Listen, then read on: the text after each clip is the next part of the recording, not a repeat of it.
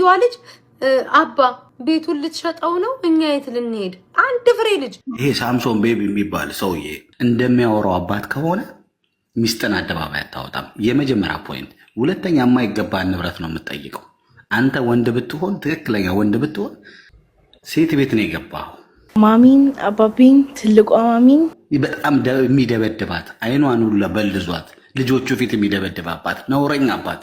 እጣውን ብር የከፈለችው እናትየው ነች። በሰይፉ በኢቢኤስ ፕሮግራም የተፈጸመ የህግ ጥሰት አርቲስት ሳምሶን ቤቢንና ዳግማዊ ፀሐይን አስመልክቶ በመጨረሻ ሳምሶን ብቻውን ቀርቦ የተናገራቸውን የዳግማዊ ፀሐይን ግላዊነት፣ መልካም ስምና ክብር ያጎደፈ ሰይፉ ፋንታሁን በአርቲስቶች ትዳር ፍቺ ዙሪያ ተከሰሰም። ለምን አርቲስት ሳምሶን ታደሰን የጋበዘው ሰዓትም እንደዛ የሙዚቀኛ ዳግማዊትን ስም ሳምሶን ታደሰ ሲያጠለሽ ዝም አለም። ሁሉም ነገር የተደረገው የሙዚቀኛዋን ስም ለማጥፋት ሆን ተብሎ ነውም ተብሏል።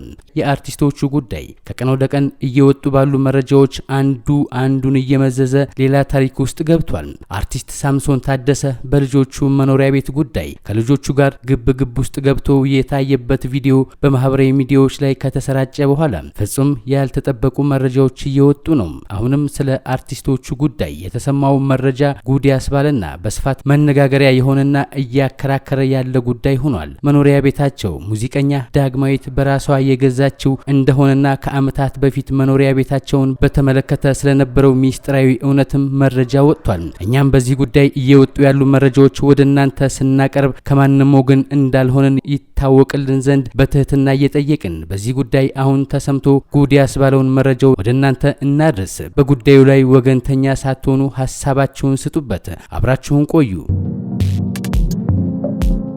ይሄ ሳምሶን ቤቢ የሚባል ሰውዬ 2004 ዓመተ ምህረት ላይ በኢትዮጵያ አቆጣጠር 2004 ዓመተ ምህረት ላይ ኮንዶሚኒየም እጣ ወጣ። ገባሽ? የተመዘገቡት 1997 ነው። የዛኔ ሕፃን ልጅ ነች። ለእሷም እህቷም ዳግማዊት እና እህቷ ተመዘገቡ ኮንዶሚኒየም ዝርያ 97 ላይ። ከዛ እጣው 2004 ላይ እጣ ወጣ ደረሳቸው። እህቷም እሷም እጣ ደረሳቸው። እህቷ ጎተራ፣ ዳግማዊት ደግሞ ልደታ ደረሳት። የዛኔ ሳምሶን የሚባል እዚህ ውስጥ የለም፣ አታውቀውም በህይወቱ።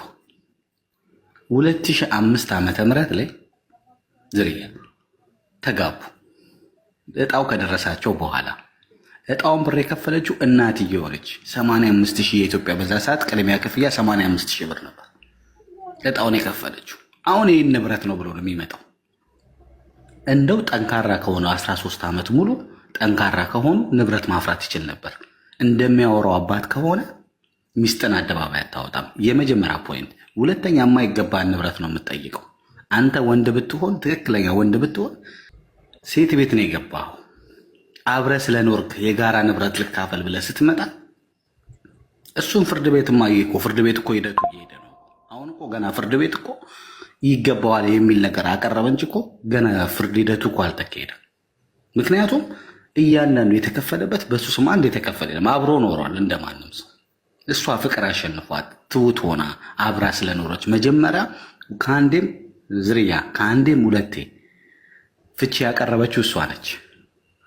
ታዲያ ቺት የሚያደርግ ሰው ነው ቺት የተደረገበት ነው ያደረገበት ነው መፍታት ያለበት።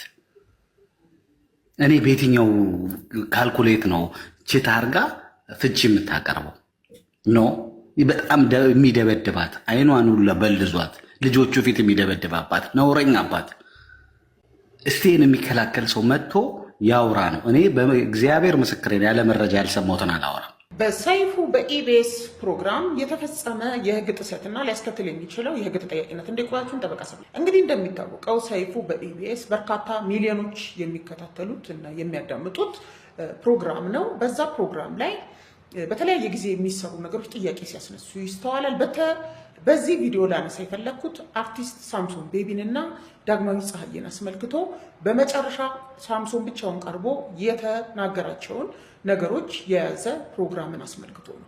በዛ ፕሮግራም ላይ የተደረገው ንግግር በአጠቃላይ በተቃራኒው በምናዳምጥበት በምንረዳበት ሰዓት አርቲስቱ ሲናገር የነበረው ነገር በቀጥታ አርቲስት ዳግማዊ ፀሐይን የሚመለከትና እኔ እንደዛ አይደለሁም እኔ እንደዚህ ነኝ እያለ ልክ እሷ ግን እንደዛ ናት የሚል ትርጉም በሚሰጥ መልኩ በርካታ ፍሬ ነገሮችን አንስቶ የዳግማዊ ፀሐዬን ግላዊነት መልካም ስምና ክብር ያጎደፈ ሊባል የሚችል ቢያንስ እነኛን ነገሮች በተመለከተ እውነት ናቸው እሷ እንደዛ ፈጽማለች እንኳን የሚባል ቢሆን በአግባቡ እሷም ተገኝታ የራሷን አመለካከት እና ፍላጎትና አቋም እንድታንጸባርቅ እድል ባልተሰጠበት ሁኔታ እሱ ብቻውን ቀርቦ እሱ ተበዳይ እሷ ደግሞ በዳይ መስላ እንድትቀርብ የተደረገበትና በዚህም በርካታ ሚሊዮኖች እሷን በተመለከተ የተሳሳተ ሌላ የተዛባ አመለካከት እንዲይዙ ያደረገ ነው። ይሄ ነገር ከመገናኛ ብዙሃን አዋጁ 1238 አንፃር በምናይበት ሰዓት ሰይፉ በኢቢኤስ በሚያሰራጫቸው ፕሮግራሞች ላይ በዚህ መልኩ ለዛውም በህዝብ ዘንድ አነጋጋሪ ሆነው ሰው ሁሉ እየተከታተላቸው ባሉ ነገሮች ላይ የሁለቱንም ወገን ባላንስድ የሆነ ሚዛናዊ የሆነ አመለካከት ያልያዘ ፕሮግራም ማሰራጨት የተከለከለ ተግባር ነው። ከዛም በተጨማሪ በሚለቀው ፕሮግራም እንደ ቤተሰብ ያሉ ተቋማትን እሴቶችን የመጠበቅ ኃላፊነት አለበት እንደ አንድ ብሮድካስተር እንዲሁም ፕሮግራም አዘጋጅ። ከዚህ አንፃር ስናየው አርቲስት ሳምሶን በመጨረሻ ቀርቦ የሰጠው ኢንተርቪው እነኚህ ከ12 ዓመት በላይ በትዳር የኖሩ አርቲስቶች ተመልሰው እንዳይገናኙ እንዳይታረቁ የሚያደርግ አይነት ልዩነትን የሚያሰፋ መወነጃጀልን የፈጠረ ነው። ይሄ ደግሞ የመገናኛ ብዙሃን አዋጁ የህዝብ እሴትን ህገ መንግስቱን ያላከበረ ፕሮግራም ሁሉንም በእኩልነት መርህ የማያስተናግድ ፕሮግራም መቅረብ የለበትም ከሚለው ጋር የተጋጨ ነው። ስለሆነ ሰይፉ ያንን ፕሮግራም ተከትሎ የአርቲስት ዳግማዊ ፀሐዬን የልዩነት ሀሳብ ያካተተ ፕሮግራም በፍጥነት ሊሰራ ይገባል። ያንን ካላደረገ ወይም ልጅቷ ፈቃደኛ ባትሆን የእርምት እርምጃ እሷን በተመለከተ በሷ ስብዕና ላይ ፍረጃ የሆኑ የአርቲስት ሳምሶንን አነጋገሮች አስመልክቶ የማስተባበያ ስቴትመንት ከአርቲስቷ ተቀብሎ በፕሮግራሙ ለ5 ተከታታይ ቀናት የማቅረብ ግዴታ አለበት። ይሄንን ካልተወጣ እና ጉዳዩ ወደ ሚዲያ ባለስልጣን ቢሄድ ፈቃድ እስከ ማገድ የሚደርስ የገንዘብ ቅጣትም ሌላም ኢቢኤስ ላይ ሁሉ እርምጃ ሊወስድ የሚችል መሆኑን መገንዘብ ይገባል።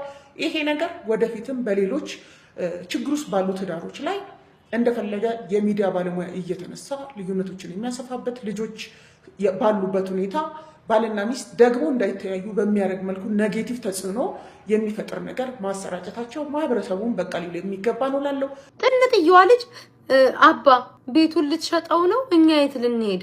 አንድ ፍሬ ልጅ ልጅቷ በእርግጠኝነት 7 ዓመቷ ይሆናል ወይ 8 እና የቤታችሁን ገበና የቤታችሁን ጉድ አይኖ ሰው መሃል አለ። መጀመሪያ መቼስ ትንሽ ቅሬታ ይኖራቸዋል። ከዛ በኋላ ሰዎች አብሮ ይጨማምሩባቸዋል። ከዛ በኋላ ወጥተው አደባባይ ላይ እንደዚህ ይደርሳሉ። አዎ ሰው ነው ያጣላቸው፣ በደንብ ነው ሰው ያጣላቸው። ውድ የእውነት ቲዩብ ሚዲያ ቤተሰቦች ለዛሬ ያዘጋጀንላችሁ መሰናዶዎች ይህንን ይመስል ነበር። በሌላ መሰናዶ እስከምንገናኝ ቸር ያቆየን።